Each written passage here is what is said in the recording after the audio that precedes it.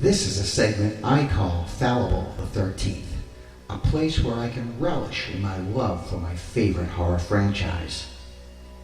Though not perfect by any sake of the means, I experienced it as it all began in 1980, as each chapter unfolded from year to year, and that's why I have a soft spot, and I can even forgive the worst of the sequels.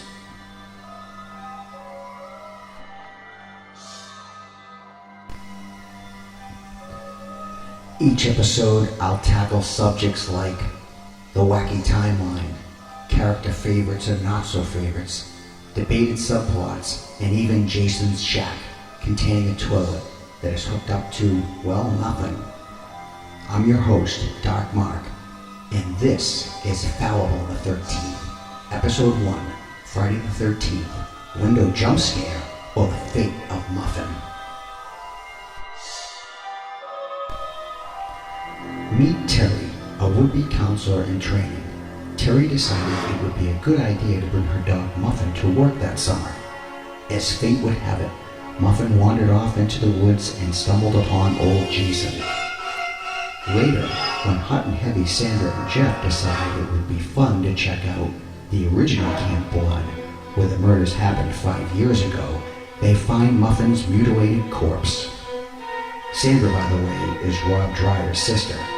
Rob comes hunting for his sister's killer in Friday the 13th Part 4, the final chapter. Spoiler!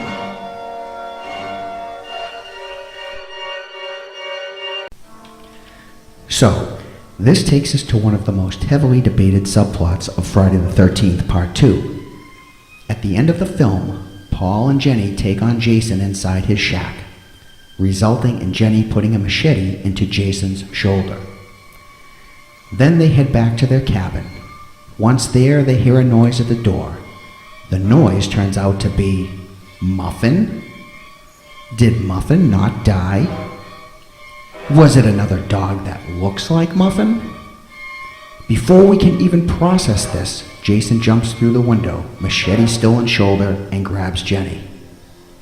Well, the answer is, this segment, like the ending in Part 1, is a dream. Jason doesn't jump through the window. Jenny wakes up being put into an ambulance and asking, "Where's Paul?" So therefore, since this is a dream, Muffin wasn't at the door. Muffin is still stiff as a board out in the woods. This is confirmed at the beginning of Part 3, when Jason gets up off the floor of his shack and removes the machete. The ending isn't executed very clearly in Part 2, which is what led to all the debate. I'm Dark Mark. Join me next time on Fallible the 13th.